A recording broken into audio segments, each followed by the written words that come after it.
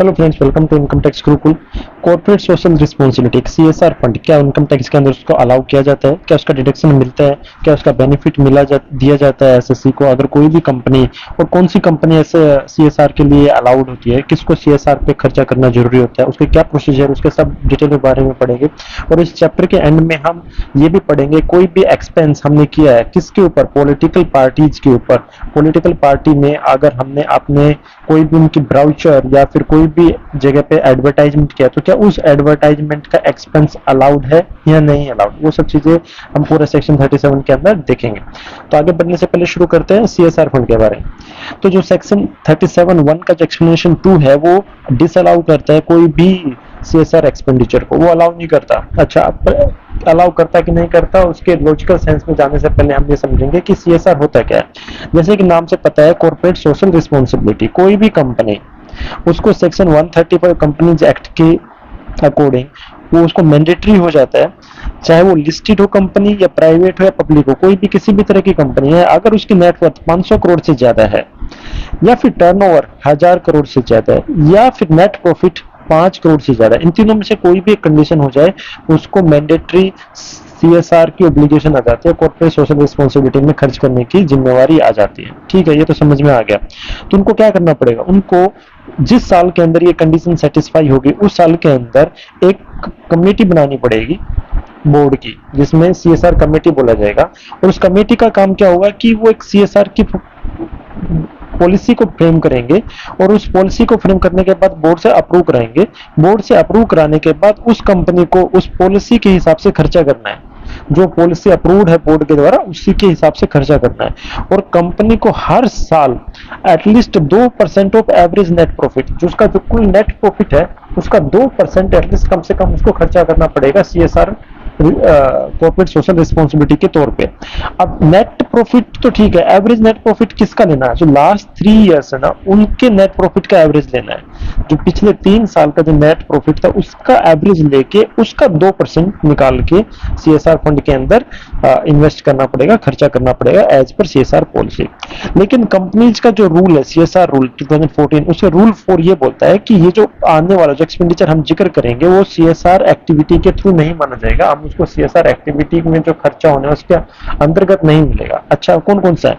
कोई भी एक्टिविटी अगर कोई कंपनी करती है जो उसके नॉर्मल कोर्स ऑफ बिजनेस के थ्रू ही करती है, मान लो कि कंपनी एक नॉर्मल कोर्स के, एक कंपनी बैट बनाने वाली कंपनी है, एक क्रिकेट के बैट बनाती है, ठीक है। अब वो कंपनी अपने बैट को डिस्ट्रीब्यूट करती है किसी प्लेयर को, इंटरनेशनल प्लेयर को या किसी को, उसका तो उससे देखा जाए तो एक पब्लिसिटी हो रही है, उसकी मार्केटिंग हो रही है, तो अल्टीमेटली मोर और लेस उसके बेनिफिट हो रहा है उसका बिजनेस में।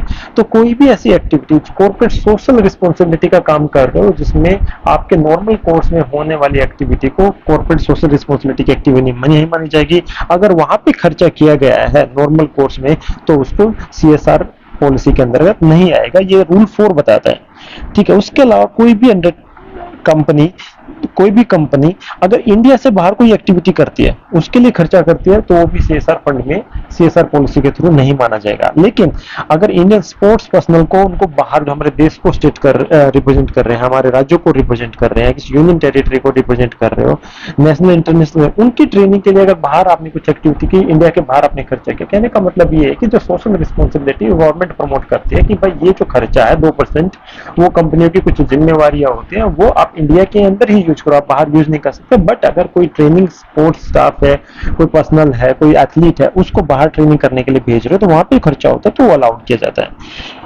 और आपने, ठीक है, सीएसआर के फंड के नाम पे कोई ऐसी पॉलिसी बना दी जो अपने एम्प्लॉय को बेनिफिट कर रहे हैं, तो वो जो सीएसआर एम्प्लॉय को बेनिफिट करने की और बहुत सारी पॉलिसीज हैं, बट ये सीएसआर पॉलिसी का जो सीएसआर फंड है वो एम्प्लॉय के बेनिफिट के लिए यूज नहीं कर सकते।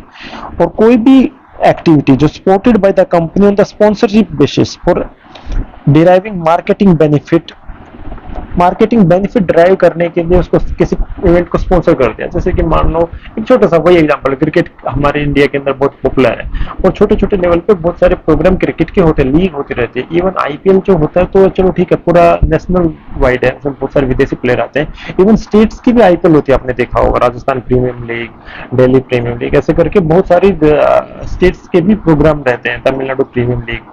तो वो सब भी ऑर्गेनाइज कराते रहते हैं। तो उस ऑर्गेनाइजेशन के टाइम पे तो एक कंपनी आके बोलेगी कि ठीक है, हमारा सीएसआर फंड है, हम इसमें से आपको दे देते हैं, आप ये करो। तो वो सीएसआर एक्टिविटी नहीं मानी जाएगी एज पर रूल नंबर 4 को। और contribution to the political parties, political party को भी कंट्रीब्यूट किया गया, तो वो भी सीएसआर एक्टिविटी नहीं। तो हमने अभी तक पढ़ा कि सीएसआर एक्टिविटी कौन सी होती है, किसको सीएसआर करना है, फंड किस में सीएसआर में मैंडेटरी उसको ऑब्लिगेशन है, उसके बाद क्या क्या उसका प्रोसीजर है और कौन सी चीजें सीएसआर की नहीं मानी जाएगी। हम बात करते हैं अभी उसमें एक्सपेंस अलाउड है कि नहीं। तो सेक्शन 37(1) उसमें ये बोलता है कि, जो कि हमने पहले वाले लेक्चर्स में भी पढ़े हैं, कि only expenditure not cover under section 30 to 37, जो सिर्फ 30 से 36 के अंदर अलाउड नहीं है, वही 37 के अंदर अलाउड। ठीक है, हमने तो पढ़ लिया। और Holi and exclusively for the purpose of the business, ठीक है, बिजनेस के खर्चे के लिए यूज किया, वही डिडक्शन अलाउड किया जाता है while computing the taxable business में। ये तो कोई डाउट नहीं है। ये इश्यू है जो सीएसआर का, वो सीएसआर एक्सपेंडिचर है, वो अलाउेबल है डिडक्शन अंडर 37 या अंडर कंसिडरेशन। ये हम अभी आगे जानेंगे कि ये उसको अंडर 37 के अंदर उसको डिडक्शन अलाउ किया जाता है कि नहीं। तो कोई भी एक्सपेंडिचर खर्चा किया एसएससी ने किस पे, कॉर्पोरेट और सोशल रिस्पॉन्सिबिलिटी की एक्टिविटी पे खर्चा किया, shall not deem to be have incurred for the purpose of business, business के लिए तो नहीं खर्चा किया, and shall not be allowed deduction under 37।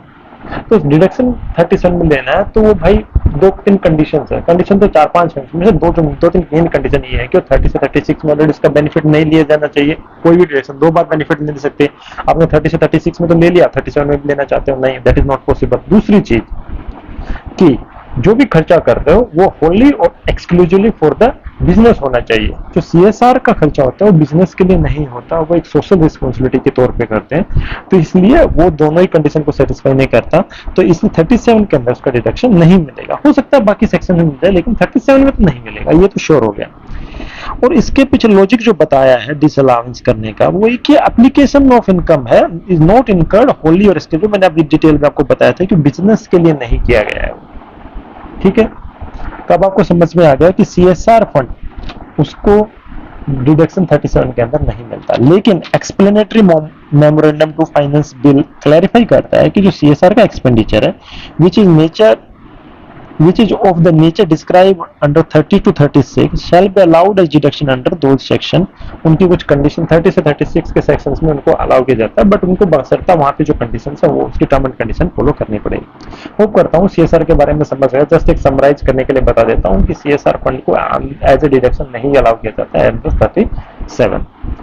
अब उसके बाद बात करते हैं कि हम जो पॉलिटिकल पार्टीज की मैगजीन्स रहती हैं उनमें एडवर्टाइजमेंट देते हैं, सोवेनियर्स के अंदर एडवर्टाइजमेंट देते हैं, क्या उसका डिडक्शन मिलता है, तो उसको डील करता है सेक्शन 37 बी। तो इसमें सबसे बड़ी बात जो अभी मैं बता देता हूं कि जो 37 बी है वो डिसअलाउ करता है कोई भी deduction on account of advertisement expense representing contribution made by any person carrying on business और प्रोफेशन। और ये स्पेशली प्रोवाइड किया गया है, disallowance would apply anything contained contrary 37। देखो 37 के अंदर ये कहा गया है कि एडवर्टाइजमेंट के ऊपर जो खर्चा है अगर वो बिजनेस के लिए किया गया तो वो खर्चा अलाउ होता है ओनली और एक्सक्लूसिवली। बट यहाँ पे चूंकि जो एडवर्टाइजमेंट की गई है पॉलिटिकल पार्टीज के ब्राउचर्स में की गई है, उनके न्यूज़पेपर में की गई है, उनके जो सोवेनियर है उनके अंदर खर्चा किया है, एडवर्टाइज किया गया, तो वहां पे ये चीज अलाउ नहीं की जाती, डिसअलाउ की जाती है। तो expenditure representing contribution for political purpose, कोई भी expenditure representing contribution for political purpose would become disallowable even in those cases where the expenditure is incurred by the assessee in his character as trader and the amount is wholly or exclusively incurred for the purpose of the business। उन्होंने पूरा business के लिए ही खर्चा किया advertise करने का, but अगर political purpose के लिए कंट्रीब्यूशन किया है तो एक्सपेंडिचर अलाउ नहीं किया जाएगा। तो accordingly tax payer would not be entitled any deduction, को कोई भी डिडक्शन नहीं मिलेगा in respect of expense incurred by him on development on advertisement in any brochure tract और any publication made by the political party, और वो political party Election Commission of India के साथ रजिस्टर्ड है या नहीं है उस चीज से कोई भी फर्क नहीं पड़ता, उसको उसका बेनिफिट नहीं मिलेगा। होप करता हूं आपको समझ में आ गया होगा।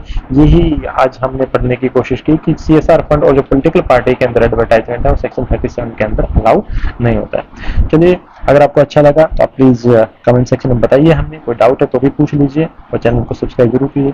Thank you so much guys.